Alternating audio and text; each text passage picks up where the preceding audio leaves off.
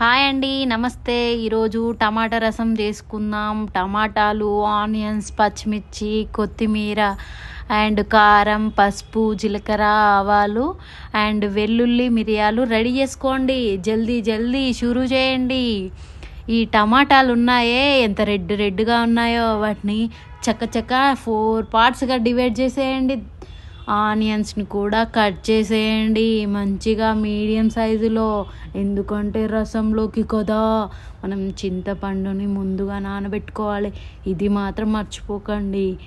And ఇవన్నీ ingredients ఖచ్చితంగా use చేయను అనుకుంటున్నారా ఏంటి? ఖచ్చితంగా ఈలోపు వెల్లుల్లి అండ్ మిరియాలని దంచి పెట్టుకుందాం.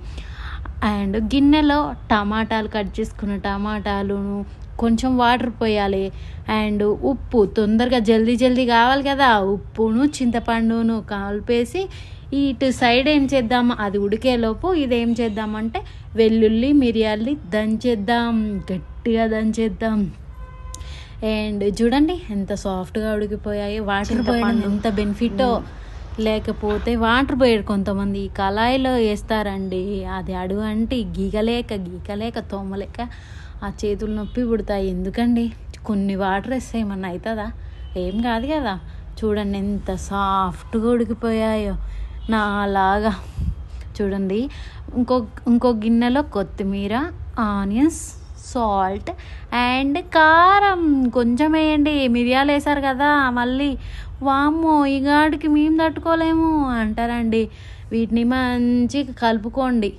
ఎలా అంటే మీ బలం మొత్తం ఉపయోగించండి. అక్క బలం అంటున్నావు, నీకేం బలం ఉందక్క, చిన్న కలుపుతున్నావు అంటారా?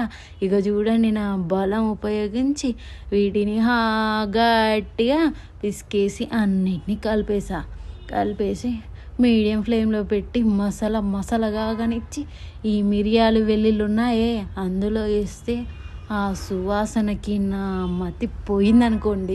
అబ్బా ఇక ఒక్క తాలింపు చేసామా గట్ట వేడన్నంలోకి మింగుడు నమలన అవసరం కూడా లేదు. అంత హెల్దీ అంత టేస్టీ. చూడండి వెల్లుల్లి సగం అందులో వేసాను, సగం ఇందులో వేసాను, ఎందుకంటే టేస్ట్ ఇంకా మరింత పెరుగుతుంది కదా. చూడండి వేడి రసం, ఆహా అమోఘం. రండి దయచేయండి.